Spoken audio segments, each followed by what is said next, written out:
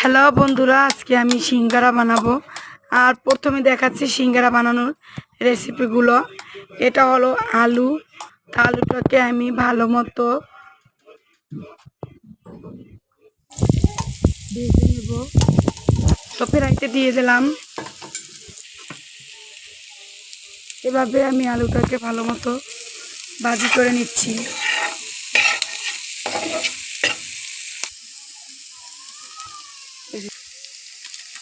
এটা দেখো রাঁধুনি মশলা। তো এই আলুর ভিতরে আমি মশলাগুলো মিশিয়ে দেবো। ভালো মতো লেড়ে ছেড়ে আলু ভাজাটাকে ভাজি করব। আমার ভাজি করা সম্পূর্ণ শেষ। এখন একটা পাত্রে ঢেলে রাখবো। ঢেলে রাখা শেষ হয়ে গেল। আটা নিলাম, সাথে নিচ্ছি লবণ, তেল, জল। আটাটাকে ভালো মতো আমি ছেনে এবার আমি শুরু করলাম সিঙ্গারা বানানো।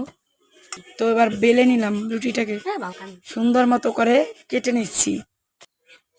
তো কেটে নেওয়া শেষ। এখন পুরটাকে এর ভিতরে দেব। তো কেমন হলো আমার সিঙ্গারা বানানো, সবাই একটু কমেন্টে বলবেন। ধন্যবাদ সবাইকে। ভালো থাকবেন, সুস্থ থাকবেন।